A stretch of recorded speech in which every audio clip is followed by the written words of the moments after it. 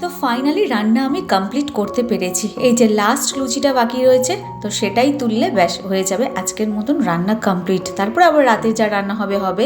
তো এই যে থালায় এই কটা লুচি আছে, এই কটা লুচি দেখে ভাববেন না এই কটা লুচি করেছি। এর সঙ্গে আরও 1 গামলা লুচি আছে।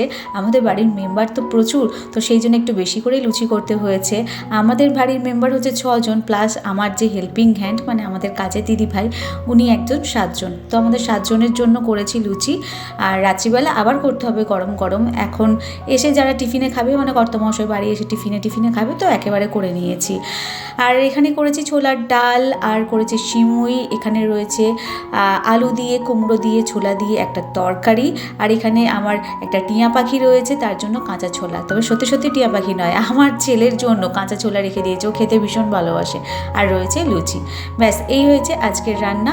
শাশুড়ি মায়ের জন্য খাবার বেড়ে নিয়েছি, শাশুড়ি মাকে দিয়ে আসি প্রায় 12:30 বাজে। মায়ের খাবার টাইমও হয়ে গেছে। আর মাকে লাস্ট একটু সিমুইটা তুলে দিয়ে আসি। তো মা বসে বসে খাক, আমি তো ছোটোবাবুকে নিয়ে এসে তারপরে খাবার টাবার খাই। তবে হ্যাঁ, শাশুড়ি মাকে দিলেই হবে না, তার সঙ্গে আমার ননদিনীর খাবারটাও বেড়ে দিতে হবে। তো মাকে আগে দিয়ে দিলাম, দিয়ে এসে তারপর ননদিনীর খাবারটা বাচ্ছি। দিদির আবার একটু খাওয়া দাওয়া নিয়ে অনেক বাতিক রয়েছে, এটা খায় না ওটা খায় না সেটা খায় না। ওরে বাবা, আমাদের বাড়ির এক একজনের এক এক রকমের প্রবলেম। তো দিদি বললো আমাকে ছোলার ডাল দেবে না, আমি ছোলার ডাল খাবো না। ও অবশ্য ছোলার ডাল খায় না।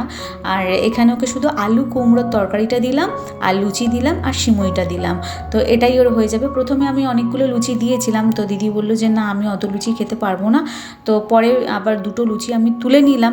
2টো লুচি তুলে নেওয়ার পরে আমাকে বললো যে আরও 2টো লুচি তুলে নাও।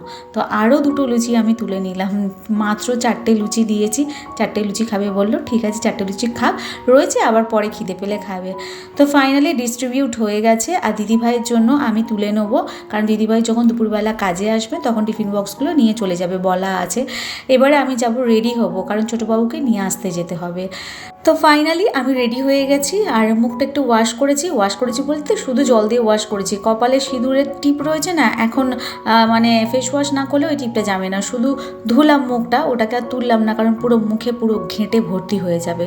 আর যেটা আমি প্রত্যেক দিন করি, মানে স্কুলে যাওয়ার সময় বা বাইরে বেরোবার সময় সানস্ক্রিনটা অবশ্যই আমি মাখি, কারণ সানস্ক্রিন না মেখে আমি একদম বাইরে বার হই না। আমার তো স্কিনের একটু প্রবলেম রয়েছে, মানে রৌদ্রে বেরোলে না আমার স্কিনের মধ্যে গুড়ি গুড়ি র্যাশ বেরিয়ে যায়, আর চাকা চাকা মতন হয়ে যায়, হাতে তো বিশেষ করে হয়। তো সেই জন্য ভালো করে মুখে সানস্ক্রিনটা মেখে নিলাম। আর আমার এই সানস্ক্রিনটা হচ্ছে লোটাসের, ভীষণ ভালো, মানে এত সুন্দর ব্লেন্ড হয়ে যায় মুখের মধ্যে, আর ওই ক্রিম ভাবটা নেই, একদম লাইট ওয়েট সানস্ক্রিন, ভীষণ ভালো। যারা ইউজ করেন তারা তো সবাই জানেন, আর যারা করেন না অবশ্যই একবার করে দেখবেন। এই সানস্ক্রিনটা ভীষণ পরিমাণে ভালো। তো মোটামুটি আমি রেডি হয়ে গেছি। এবারে ছোটোবাবুকে নিয়ে আসি, নিয়ে এসে তারপরে খাওয়া দাওয়া করবো। আবার কাছে এসে মুখটা একটুখানি দেখিয়েও দিলাম, পুরো ব্লেন্ড হয়ে গেছে মুখটা, খুব সুন্দর। সত্যি এই সানস্ক্রিনটা না ভীষণ ভালো। ছোটোবাবুকে স্কুল থেকে নিয়ে বাড়ি ফিরছি। আর ছোটোবাবু একটু ভিডিও করে দিচ্ছি, ওকে বললাম একটু ভিডিও করে দিত। আমি স্কুটি চালাচ্ছি, আমার একটা ভিডিও করে দে। স্কুটি চালানোর ভিডিও আমার ফেসবুকে আপলোড নেই, তো সেই জন্য ওকে বললাম একটা ভিডিও করে দিবি। তো সেই জন্য ও একটু আমার হেল্প করে দিল। ওই বেশিরভাগ আমাকে হেল্প করে দেয় বাড়িতে যখন ভিডিও বানাই। তো বাড়িতে এসেই যেটা তোমাদের সঙ্গে শেয়ার করব, এই যে আমার এক বান্ধবী, ও এই ব্যাগ ট্যাগ সব বিক্রি করে। তো আজকের দেখলাম এক ব্যাগ ভর্তি করে ব্যাগ নিয়ে এসেছে। তো মেয়েদের মন তো সবসময় একটু কিনি ভাব থাকেই। তো আমি কি করলাম, আমি এই ব্যাগটা পছন্দ হয়েছিল, আমি আবার তুলে নিলাম ওর কাছ থেকে। তো ব্যাগটা ভালো, ব্যাগটা জুট ব্যাগ, ভীষণ ভালো লেগেছে, সেই জন্য নিয়ে নিলাম। আর ব্ল্যাকের ওপরে কালারটাও ভীষণ ভালো লাগছিলো। ক্যামেরাতে যত না ভালো লাগছে, কাছ থেকে বেশি ভালো লাগছিলো। তো ব্যাগটার বেল্টটাও বেশ বড় ছিল। আমি এরকমভাবেই সাধারণত নিয়ে থাকি, যেহেতু স্কুটি চালাই, তো আমার এই ব্যাগগুলো খুব লাগে। এরকম ওর কাছ থেকে এর আগেও আমি একটা ব্যাগ নিয়েছিলাম, ব্যাগটা ভীষণ ভালো হয়েছিল। ভাইজ্যাগে নিয়ে গেছিলাম যে ব্যাগটা আমার কাঁধে সবসময় দেখেছো তোমরা, তো সেই ব্যাগটা ভীষণ ভালো হয়েছিল বলে আবার এই ব্যাগটা আমি নিলাম। তো ব্যাগটার দাম নিচ্ছে 300 রুপিস। ব্যাগটা ভালো, খুবই ভালো।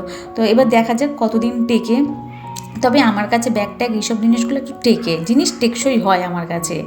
আর যত্ন নেওয়াটা আমার দিদির কাছ থেকে শেখা পুরোপুরি, কীভাবে জিনিসের যত্ন নিতে হয়, জিনিস কীভাবে ভালো রাখতে হয়, আলমারি কীভাবে গোছাতে হয়, সেগুলো আমার দিদির কাছ থেকেই শেখা।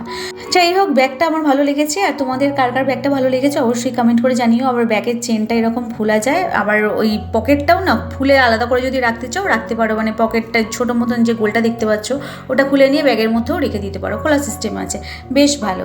তো আজকের মতন ব্লগটা এখানেই এন্ড করে দিচ্ছি। সবাই ভালো থেকো, সুস্থ থেকো, সাবধানে থেকো।